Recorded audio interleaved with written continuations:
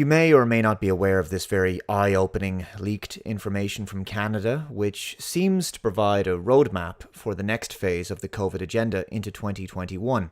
I haven't personally been able to verify the authenticity of this information. Nevertheless, the reason I'm going to cover it today is because at least some of it is certainly plausible given the trajectory we appear to be heading in globally, and given what we know about the UN Agenda 21, 2030 and the World Economic Forum's Great Reset plans. I'll let you make up your own mind as to what you think of this article. It's from CanadianReport.ca. Dear, and the name has been removed, I want to provide you some very important information. I'm a committee member within the Liberal Party of Canada. I sit within several committee groups, but the information I am providing is originating from the Strategic Planning Committee, which is steered by the PMO. I need to start off by saying that I'm not happy doing this, but I have to, as a Canadian, and more importantly, as a parent who wants a better future not only for my children, but for other children as well.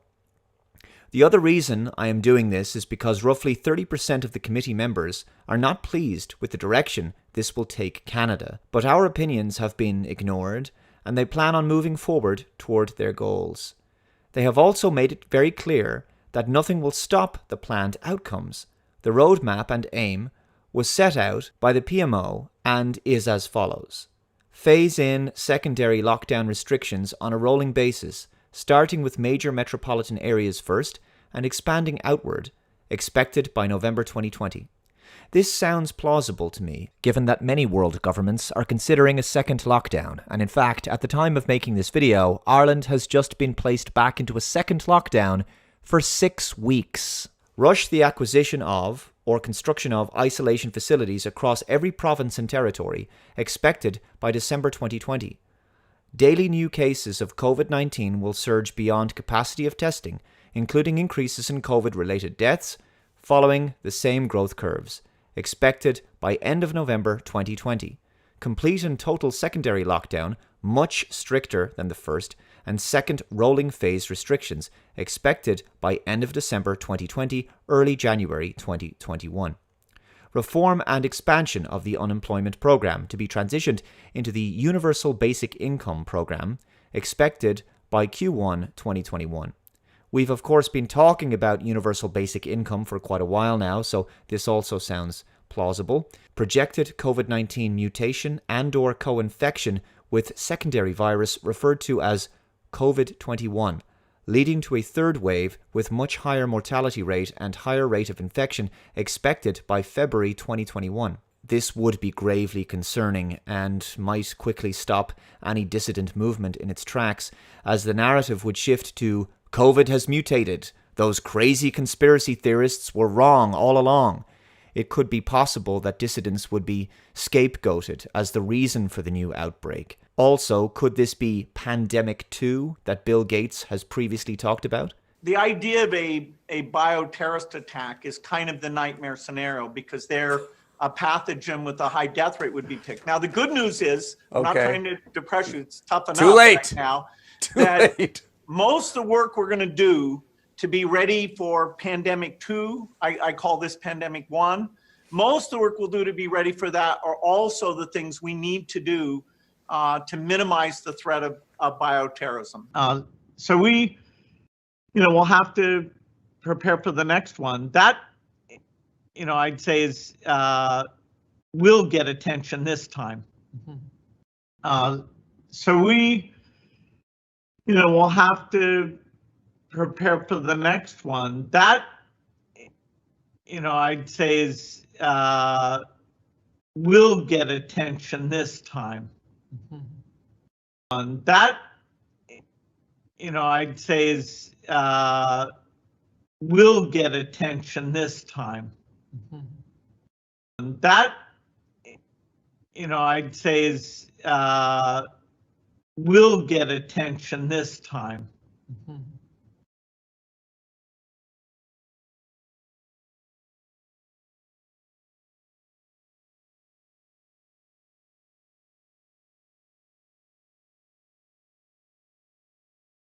That will get attention this time. It's incredible that he could say that and not be challenged on it. What do you mean by that, Bill? Do you know something that we don't? How do you know what viruses are coming next? And why are you smiling about this? A new, more deadly virus released in the next few months would be a major blow to the resistance movement, in my opinion, and would likely cow the general public back into further submission to government mandates. Daily new cases of COVID-21 hospitalizations and COVID-19 and COVID-21 will exceed medical care facilities' capacity, expected Q1 to Q2 2021. Enhanced lockdown restrictions, referred to as third lockdown, will be implemented. Full travel restrictions will be imposed, including inter-province and intercity, expected Q2 2021. Transitioning of individuals into the Universal Basic Income Program, expected mid-Q2 2021. That's a lot sooner than I would have expected. Projected supply chain breakdowns, inventory shortages, large economic instability, expected late Q2 2021. Deployment of military personnel into major metropolitan areas, as well as all major roadways, to establish travel checkpoints, restrict travel and movement, provide logistical support to the area, expected by Q3 2021.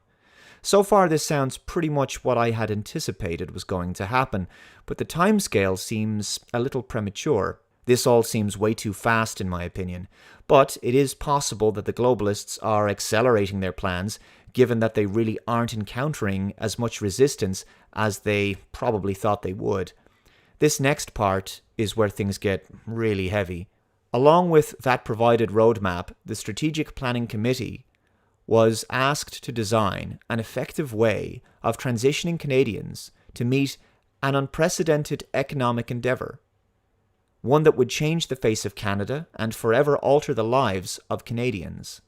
What we were told was that in order to offset what was essentially an economic collapse on an international scale, that the federal government was going to offer Canadians a total debt relief. This is how it works. The federal government will offer to eliminate all personal debts, mortgages, loans, credit cards, etc., which all funding will be provided to Canada by the IMF under what will become known as the World Debt Reset Program. In exchange for acceptance of this total debt forgiveness, the individual would forfeit ownership of any and all property and assets forever. The individual would also have to agree to partake in the COVID-19 and COVID-21 vaccination schedule, which would provide the individual with unrestricted travel and unrestricted living, even under a full lockdown, through the use of photo identification referred to as Canada's Health Pass. This is basically what we've suspected all along, although I did not anticipate an individual debt forgiveness program.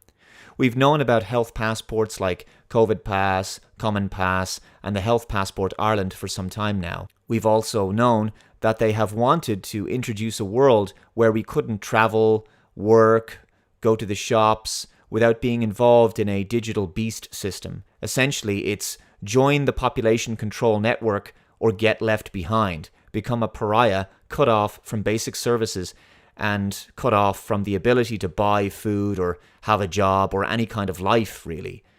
You'll be on the fringes of society. No vaccine passport, no life, basically. Gaining access to public buildings, shops, businesses, public transport will require a person to be vaccinated and to display their vaccine status using the app on their phone upon entry into the premises. This means the end of privacy and freedom, and the face masks were the first mandate that served as a slow grooming process of the general public. Bribing people with debt forgiveness would make sense given that we know the IMF has offered bribes to other nations to impose lockdowns and tighter controls, Belarus, of course, being a nation that rejected such an offer. I could imagine here in Ireland that by the first quarter of 2021, it's likely that most small to medium businesses on the high street and around the country will be completely shuttered permanently, which of course was the point of lockdowns and restrictions to begin with, to make them unworkable, to destroy all SMEs and force 99% of people into poverty and state dependence on welfare. The government will then transition from welfare to universal basic income, which essentially makes everyone in the country a kind of employee of the government. And then the government can determine whether you get paid or not based on your level of compliance with their authority. The universal basic income will likely be incorporated eventually into a cashless society. We'll be told cash has to be phased out in order to stop the spread of COVID. We're already starting to see more and more businesses no longer accepting cash. The globalists have wanted a cashless society for decades. That's not a secret. I've covered this story over the past couple of years. Apparently, COVID sticks to banknotes and coins, but not to things like bank cards, paper receipts, and newspapers. The fact that Joe Normie can't see this blatantly obvious agenda just goes to show that the public school system must be designed to reduce intelligence. With a cashless society, your bank account gets reduced to little more than a kind of PayPal account. Many of you probably know what it's like to get suspended on social media for posting something edgy or critical of the dominant mainstream narrative. Now apply the same kinds of super sensitive, politically biased terms of service and community guidelines of a major social network like Twitter or Facebook to your bank. Imagine your bank suspending you for several days because you said something they didn't like on social media or at a political protest, or because the social credit surveillance state detected that you broke the lockdown restrictions or didn't wear a face mask in public. They may even suspend you permanently. Whatever the reason might be, your funds could be suspended. Access to your money could be temporarily cut off for a few days in order to pressure you into compliance and prevent further dissent. So I'll continue with the article. Committee members asked who would become the owner of the forfeited properties and assets in that scenario, and what would happen to lenders or financial institutions. We were simply told the World Debt Reset Program will handle all of the details. Several committee members also questioned what would happen to individuals if they refused to participate in the World Debt Reset Program, or the Health Pass, or the vaccination schedule.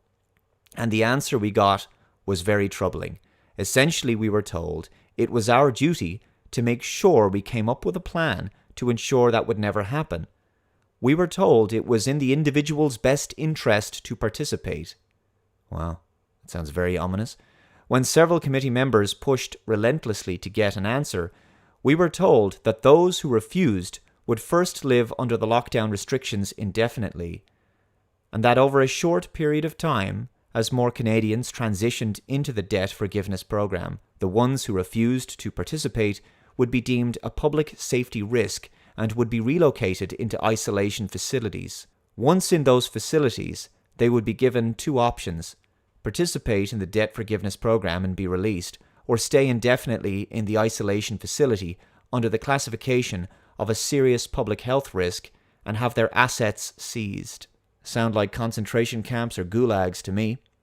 As it currently stands, it is very unlikely, in my view, that the public would consent to a total loss of private property rights, unless, of course, the economic crash leads to staggering, devastating levels of global poverty and is coupled with the possible threat of starvation due to the breakdown in international supply chains. Many countries, including my own, can't really feed their populations without global supply chains. It is, however, inevitable that private property would be another major target of this agenda. After all, communists always want to take away private property rights. Remember that World Economic Forum article from 2016? Welcome to 2030. I own nothing, have no privacy, and life has never been better. This article is in the category of global agenda and the fourth industrial revolution, and it basically gives a glimpse into what looks like a dystopian outcome of the Agenda 2030 Sustainable Development Goals plan. In this future, people don't own their homes. Everything they use, including right down to their kitchen utensils, are rented on a subscription model. They live in shared accommodation with strangers and make use of public transport and/or self-driving electric cars. They are unable to venture outside of the city limits to the countryside, as these areas are deemed off-limits to human beings in order to maintain biodiversity and the natural environment, etc. The cities are all smart and maintained with mass surveillance. No one has any real freedom. Their towns and cities are also in compliance with the green agenda, streets are pedestrianised, and traffic congestion is non-existent, just as the lockdowns were designed to achieve. As we know by now, COVID, of course, was a smokescreen for pushing this green agenda. Anyway, by crashing the economy, making it so that people are unable to work, unable to pay their bills, loans, mortgages, and may in fact lose their homes, desperation may set in. This, of course, is another Hegelian dialectic: create a major economic problem, a major collapse, generate mass panic, and then offer an economic solution with onerous terms and conditions and caveats. You'll be permitted to keep the roof over your head and to eat food, so long as the roof over your head belongs to the globalist banksters, and so long as you accept life as cattle in a digitally connected farm where you have no bodily sovereignty, vaccinated, tracked, monitored, and controlled. Would people be willing to trade freedom and property rights for basic survival in a technocratic future? The destruction of all SMEs via lockdowns and unworkable social distancing policies has always been about eliminating the economic independence of the middle class and driving everyone down into poverty where they can be controlled. Also, by making those businesses unworkable, it massively drives down property prices, and then all of those buildings and units on the high street can be bought up for pennies on the dime. This has always been a massive wealth transfer. Only massive global corporations that are already on side with the New World Order will survive, and they will enjoy a significant monopoly, especially in an increasingly digital online age. The article continues. So, as you can imagine, after hearing all of this, it turned into quite the heated discussion and escalated beyond anything I've ever witnessed before. In the end, it was implied by the PMO that the whole agenda will move forward no matter who agrees with it or not. That it won't just be Canada, but in fact all nations will have similar roadmaps and agendas. That we need to take advantage of the situations before us to promote change on a grander scale for the betterment of everyone. The members who were opposed and ones who brought up key issues that would arise from such a thing were completely ignored. Our opinions and concerns were ignored. We were simply told to just do it. All I know is that I don't like it, and I think it's going to place Canadians into a dark future. Regardless as to the authenticity of the information here, we have predicted something similar to this over the past few months. We know how hellish and dystopian the Great Reset and the Fourth Industrial Revolution could turn out to be. We're already living in a nightmarish New World Order as it is. No human contact, no love, no hugs, no hobbies, no handshakes, no leisure pursuits, no public gatherings, no family get-togethers, no parties, no pubs, no concerts, no spontaneity in life, no meaning, no joy, no smiles, no hope, no point. This is intolerable, and it's designed to be intolerable. As Justin Barrett pointed out in his speech, if there's someone in your life who keeps making you miserable, that might actually be their intent all along. But there is something you must consider. As dark as things may seem, I believe that we've been given a gift, those of us who can see at least. It's an ability to see the truth, and there has never been a greater privilege to be on the side of all that is good, righteous, and beautiful in this life, all that is meaningful. We get the opportunity to stand against the darkest, most powerful, insidious, satanic, and psychotic evil that humanity has ever faced. We should see this as an honor and a privilege, because the quality of life, and indeed human life itself, is under such attack. There has never been a better time to truly be alive in every sense of the word, because life and the value of truly living it to its fullest has never been more important, more precious, and more worthy of appreciation and protection. Most of humanity all over the world does not understand or realize that the very essence of being human is under attack. To truly be human is to be free to be exactly who and what we are, and to live as freely as we possibly can with each other, accepting all of the risks that come with being in the world and of the world. Those of us who see the truth have been called to defend this, no matter what the costs to ourselves, and no matter how difficult the challenge may be. There is no higher a responsibility and no cause more noble. The challenge is so tremendously great because it is so worthwhile.